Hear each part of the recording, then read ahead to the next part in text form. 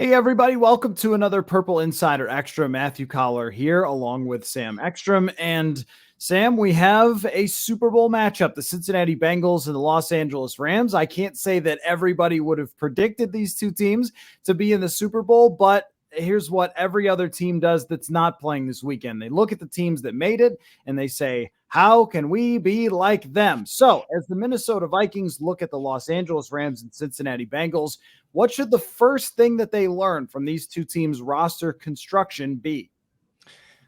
Well, I think if you're trying to compare the Vikings to one of these two teams, you probably look to the Bengals. The Rams are very radical in the way they've approached this. They've traded all of their first round picks for like 5 years in a row. They've, paid the high end players to keep them around, and they've let sort of the depth players walk, and they've just kept the best of the best, the all pro caliber guys. And they got a new quarterback in, and they invested in wide receivers, and it's worked for them. It's not an approach a lot of teams take. The Bengals kind of had a similar trajectory to the Vikings. They had a team that was playoff caliber with a really good defense, coordinated by Mike Zimmer. Their quarterback, Andy Dalton, was not good enough to win playoff games or get them over the hump.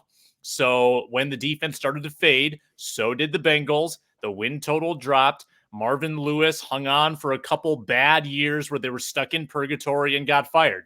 And then they reset with Zach Taylor, a young offensive coach. We don't know what direction the Vikings go at coach yet, but I think you can sort of see that you make the coaching switch, then you start to get different players in to fit those schemes. You pick the right quarterback, as the Bengals obviously did with Burrow, and that's the biggest part of the equation. And then you have something. And it took Cincinnati, 3 years of bad with Marvin Lewis at the end, 2 years of bad with Zach Taylor at the beginning, and then they figured it out. It happened kind of overnight, and I would have never guessed that team would be a Super Bowl qualifier after seeing them in week one, but here they are because, Matthew, they got the quarterback situation right, and because they had cash to spend, they poured a lot of that into the defense, and that was huge when you get guys like Trey Hendrickson, Von Bell. They tried to give a lot of money to Trey Waynes. That didn't work out, but Chidobe Awuzie, I believe, as well. They really invested on that side of the ball. They built up a good team, and here they are. They're playing for the Super Bowl. And what's interesting about the Rams, too, I saw a stat on this that they had the sixth most snaps from players that they drafted. So their drafting and developing has actually been a bigger part of this, even though the attention goes to the star players that they've acquired, starting with Matt Stafford, but also having Odell Beckham land in their lap midway through the season, trading a lot to get Von Miller. Well, it all becomes worth it, but they also had to develop the rest of the roster. And that's where the Vikings, it's going to take, I think, a couple of years of drafting and developing players in order to build a roster as strong as the Rams. But when you think about the Rams, even they were bad just a couple of years ago and had to go through this transition of finding the right coach and then building up around Jared Goff and eventually trading him away to land Matt Stafford, who was the final piece to the puzzle for them. So there's no easy route and quick fix where you could just snap your fingers. But the easiest route to get there tends to be if you draft the right quarterback. Now, that's pretty random. And when you look at teams that have drafted him in recent years, some have worked and some have not. Josh Rosen didn't work. Lamar Jackson and Josh Allen did, right? And then Baker Mayfield is somewhere in the middle.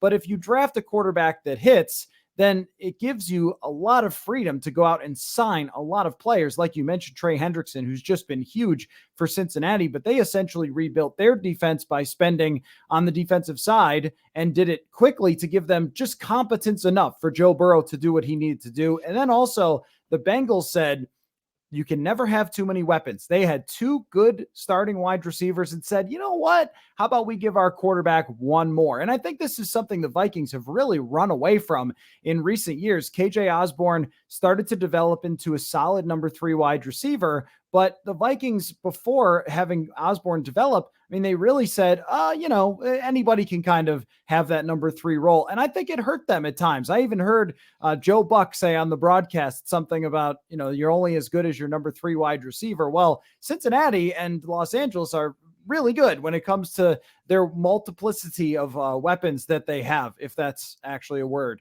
So I think that the Vikings can also learn from that if they do draft a quarterback, if you continue to put people around the guy for him to throw to and make plays, that's going to help his chances to be Joe Burrow at some point.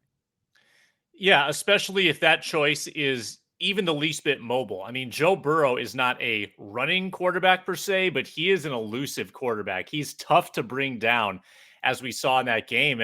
And when you have that, then if you're weighing the choice between, well, do we buy him blockers or do we go get him playmakers? The choice usually is playmakers, because if they can work around subpar protection as the Bengals had this year, and they can throw it downfield to guys like Jamar Chase, well, that's going to cover up a lot of your flaws on the offensive line. And the Vikings just haven't had that luxury with Kirk Cousins, who needs a perfect pocket, struggles with interior pressure, doesn't have a lot of lateral mobility. Every great young quarterback has to have, I think, just a little bit of that to sort of help out your offensive line. So the Vikings are staring at Burrow, wishing, hoping that their choice for the next quarterback has just an ounce of his charisma and moxie and clutchness when it comes into big games. Something I thought of, though, Sam, is how this might impact the Vikings with these two teams getting to the Super Bowl is other teams seeing Matt Stafford be the rent-a quarterback who the Los Angeles Rams dropped into a very good team. Now, the Vikings tried this once upon a time with Kirk Cousins, dropping him into the 2018 team. They missed the playoffs. It didn't work out. But do you think it could be convincing, as the number of teams that are looking for a quarterback seems to be increasing by the day, with news of Tom Brady likely retiring, and you look around the league, Pittsburgh is a win now franchise. The New Orleans Saints have never wanted to dip back in many, many years since they've been competitive with Drew Brees. And no surprise, Sean Payton decides to step away after 1 year of not having Drew Brees, making his life easier. But, I feels like there are quite a few teams that either have desperate coaches to save their jobs, or that have teams that feel like, hey, couldn't we be just like the Rams if we just got that quarterback? I think that this game, this result of the Rams winning and going to the Super Bowl, has increased Kirk Cousins' value ever so much. I think you've got a point there. 49ers maybe moving on from Garoppolo, the Steelers, you mentioned the Saints, you've got the Browns speculation about Stefanski reuniting with Cousins. Maybe the Eagles want to upgrade after making the playoffs, but not winning a game in the playoffs.